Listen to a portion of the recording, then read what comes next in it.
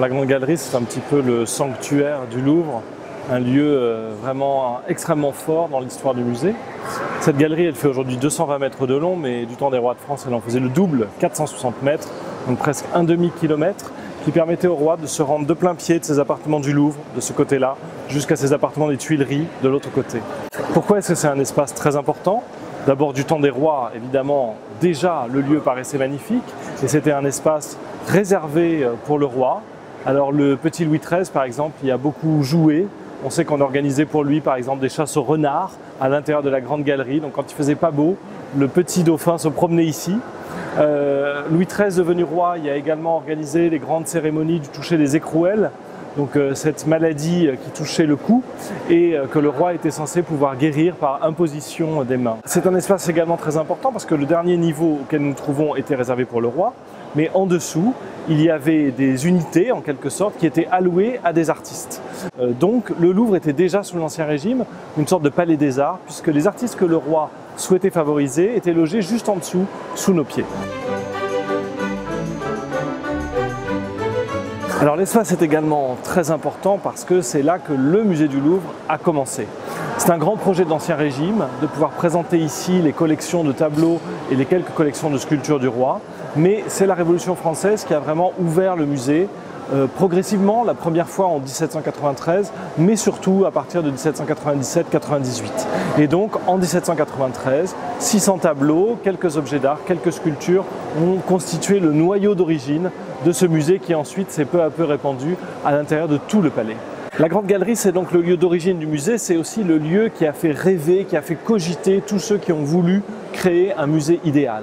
Et sous l'Ancien Régime, il y a eu donc de nombreux dessins, de nombreux projets pour en faire un espace parfait pour exposer les tableaux, en particulier en fermant peu à peu les fenêtres qui se trouvaient sur les murs de part et d'autre et en perçant la voûte pour avoir cette lumière zénitale qui était censée être la plus égale, la plus régulière et celle qui apportait le moins de reflets sur les tableaux. Alors parmi tous ces dessins, il y en a deux qui sont évidemment particulièrement célèbres, qui sont les œuvres du peintre Hubert Robert, avec un diptyque, la Grande Galerie imaginaire, donc celle qu'il aurait voulu voir, et qui n'était pas du tout construite de son temps, puisque le musée avait ouvert dans un espace très simple, quasiment sans ornement, avec juste un plancher au sol, alors que Hubert Robert lui imagine un espace magnifique, avec des grands écrans de colonnes en marbre, des colonnes sur les murs, etc. Et puis donc, deuxième volet de ce diptyque d'Hubert Robert, la galerie en ruine, donc une espèce de projection du Louvre dans le temps, transformant le Louvre en une sorte de ruine à l'antique romaine. Cette image d'Hubert Robert a un impact tellement fort sur l'imaginaire de ceux qui ont ensuite aménagé le Louvre qu'on a sans cesse essayé de se rapprocher de cette image idéale. Par exemple, donc les écrans de colonnes qu'on voit aujourd'hui qui recoupent la galerie, qui se trouvaient déjà sur la vue d'Hubert Robert, ont été mis en place seulement sous le Premier Empire par les architectes Percier et Fontaine. La grande verrière zénitale, elle, c'est l'œuvre de l'architecte Le Fuel dans les années 1860. Et puis les pilastres qu'on peut voir sur les murs, avec des niches, tout ce qu'avait imaginé Hubert Robert, ça c'est seulement 1947. Donc au plein XXe siècle, on a continué à faire du Hubert Robert dans la Grande Galerie de façon à être de plus en plus proche de l'imaginaire idéal de ce peintre qui a vraiment marqué tous ceux qui ont voulu ensuite investir cet espace de la Grande Galerie.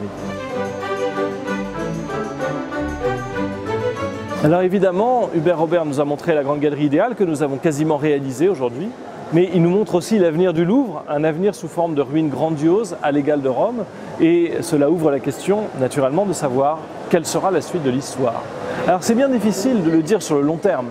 Il est évident que nous tous, conservateurs, nous œuvrons pour essayer de faire en sorte que ça dure un peu plus longtemps. Mais il ne faut pas se faire d'illusions, un jour ou l'autre, tout ça va disparaître. Et de même que nous, parfois, nous rêvons de nous promener dans les jardins de Tibère à Capri, sur le parvis du Temple de Jérusalem, dans tous ces lieux qui devaient paraître à l'époque absolument immuables et indestructibles, eh bien sans doute quelqu'un un jour rêvera de se promener dans ce Louvre qui aura disparu et que nous avons tous les jours, pour les Parisiens ou assez régulièrement pour les autres, la possibilité de pouvoir visiter. Alors plus proche de nous quand même, je crois que la grande question qui se pose, c'est que le Louvre d'aujourd'hui, c'est le fruit d'une rencontre.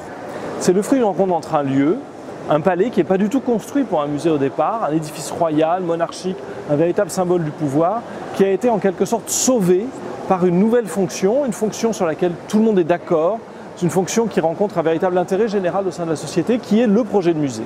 Et donc notre Louvre, c'est la rencontre de ce bâtiment symbole du pouvoir, de la monarchie, une monarchie qui n'existe plus, mais le bâtiment a trouvé un nouveau souffle en quelque sorte en accueillant cette institution du musée. Mais on peut se demander si vraiment le mariage heureux que nous vivons en ce moment va durer. Est-ce qu'à un moment, l'histoire du palais et du musée va à nouveau se dissocier ? La question se pose d'autant plus aujourd'hui que le Louvre a commencé à sortir du Louvre, puisqu'il y a des Louvres qui ne sont plus au Louvre, que ce soit à Lens ou que ce soit à Abu Dhabi. Et donc, à mon avis, c'est la grande question d'avenir. Quel rapport va exister entre le lieu et entre les collections ?